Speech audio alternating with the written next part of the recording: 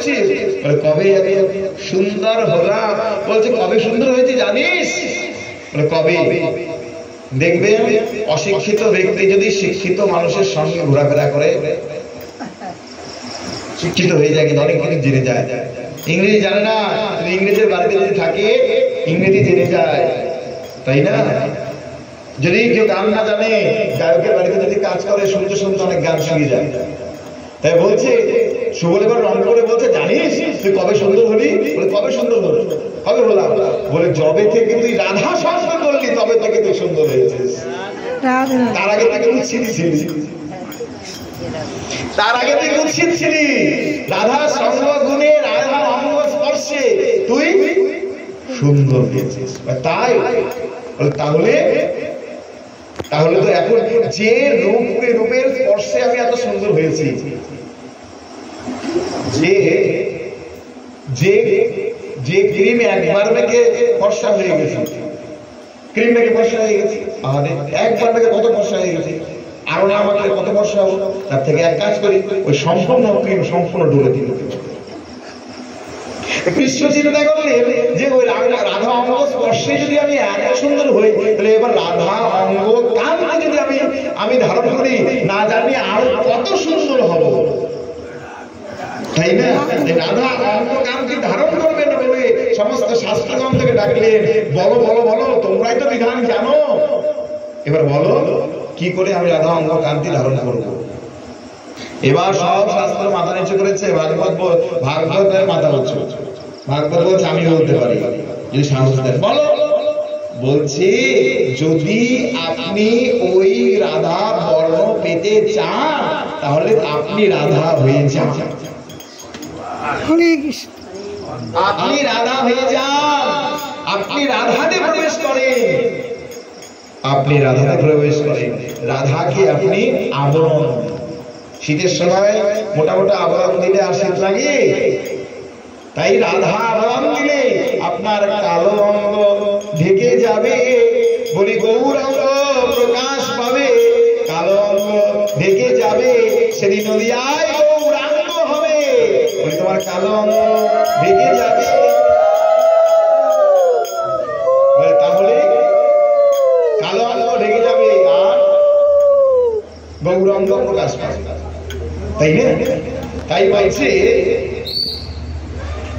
বিচার করিয়ে যদি আস্বাদে উপায় রাধি কারো হইতে, তবে মন ভাই কৃষ্ণ মাধুর্যে এক স্বাভাবিক বল, কৃষ্ণ আদেশ লড়াই করে চঞ্চল।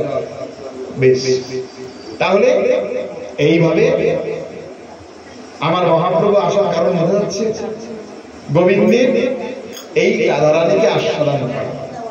উঠে উঠে যাচ্ছে তো বিশ্রাম দেবো নাকি? সবাই একটু চঞ্চল মনে হচ্ছে, বিশ্রাম দেবো? উঠে গেলে কিন্তু আর ভালো লাগে না, বসলে ভালো লাগে, উঠলে ভালো লাগে।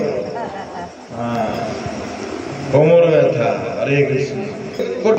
এবার সেই বর্ণ দর্শন করার জন্য এবার বলছে কোটি নেত্র নাহি নিল সবে দিল দুই। রাধারানী একদিন বর্ণনা করেছে, এটা রাধারানীর আক্ষেপ হতে পারে, গোবিন্দের আক্ষেপ হতে পারে। কি বলছে? কোটি নেত্র নাহি দিল সবে দিল দুই, দুটো দিয়েছে। আমি যে গোবিন্দ বদন দর্শন করব, কটি নেত্র দিয়েছে? দুটো নেত্র। কোটি নেত্র নাহি দিল সবে দিল দুই, তাহাতে কৃষ্ণ কি দেখিব মুই। তার মধ্যে দিয়েছে পলক দিয়েছে। আমি গোবিন্দ দেখবো কেন? গোবিন্দের একটি বড় দোষ আছে, কি? পলকে ঝলক হয়ে যায়, তাই না? পলকের মধ্যে এই আছে, এই যায়, পলকের মধ্যে এই চোখ পড়লো আর নাই। গোবিন্দের কিন্তু এই শক্তি আছে। তাই কখনো যদি আমি দর্শন করতে চাই, দর্শন করছি করছি করছি করছি, হয়তো পলক পড়েছে, সঙ্গে সঙ্গে গোবিন্দ দাঁড় হয়েছে। তাই রাধারানী বলছে যারা গোবিন্দ দর্শন করে না তাদের পলক দেয়নি। কোন প্রাণীর পলক নেই? কোন প্রাণীর পলক নেই? ঘোড়া,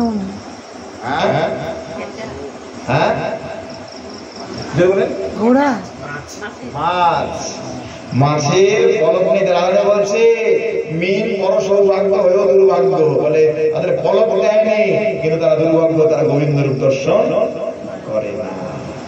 তাই বললো কোটি নেত্র নাহি দিল সবে দিল দুই, তাতে নিমেষ দিল কি দেখিব কৃষ্ণ হই। কৃষ্ণ অবলম্বন বিনা নেত্র ফল নাহি আর, যেই জন কৃষ্ণ নাকি সেই জন ভাগ্যবান। একমাত্র যে সদা সর্বদা কৃষ্ণকে দর্শন করে সেই ভাগ্যবান, সেই ভাগ্য। তাহলে কৃষ্ণকে ভালোবাসা, কৃষ্ণের সঙ্গে প্রেম করা, একে কৃষ্ণের সঙ্গে সম্পর্কযুক্ত, কৃষ্ণ নাম গুণগান করা, কৃষ্ণ রূপ দর্শন করা, একে বলা হয় প্রেম কৃষ্ণের জন্য। তাই বলছে আত্মেন্দ্রিয় প্রতিবাঞ্ছা তারে বলি কাম, কৃষ্ণেন্দ্রিয় প্রতিচ্ছা ধরে প্রেমে নাম। নিজের সুখের জন্য যা করবে সব কাম, আর কৃষ্ণের সুখের জন্য যা করবে সব প্রেম। কামের তাৎপর্য নিঃসম্ভব কেবল। কামের তাৎপর্য কি? নিজের ইন্দ্রিয়গুলির সম্ভব। কৃষ্ণ সুখে তাৎপর্য হয় প্রেম মহাবল। আর কৃষ্ণ সুখের তাৎপর্য কি? প্রেম। কৃষ্ণকে সুখ দেওয়ার জন্য চাই প্রেম। লোক ধর্ম, বেদ ধর্ম, দেহ ধর্ম, কর্ম, লজ্জা, ধৈর্য, দেহসুখ, আত্মসুখ, মর্ম, এগুলি সব ত্যাগ করতে হবে। কি কি? লোক ধর্ম, বেদ ধর্ম, দেহ ধর্ম, কর্ম, লজ্জা, ধৈর্য, দেহসুখ, ব্রজগোপীরাগ ত্যাগ করেছিল বলে কৃষ্ণকে পেয়েছে। দুষ্কার আর্যপদ নিজ মুখে যেন সজ্জনে করাই যত তারণ বৎসর, সর্বদা গুলি করে কৃষ্ণের ভজন, কৃষ্ণ সুখ হেতু করে প্রেম সেবা। কৃষ্ণ সুখের জন্য সমস্ত ধর্মকে ত্যাগ করে। কারা ত্যাগ করেছিলেন? ব্রজগোপীগণ। ইহাকে কহিয়ে কৃষ্ণ দৃঢ় অনুরাগ, একেই কৃষ্ণের দৃঢ় অনুরাগ করা হয়েছে। অনুরাগ আগে কিসে? এই ধর্মগুলিকে ত্যাগ করতে হবে। আর কেউ এসেছে পাঠে আসা বন্ধ করে দেবে, এই ভজন হবে না। বরঞ্চ তাকে নিয়ে আসতে পারলে নিয়ে আসবে, নচেত বলবেন ভাই তুমি থাকো, আমি চললাম পাঠে।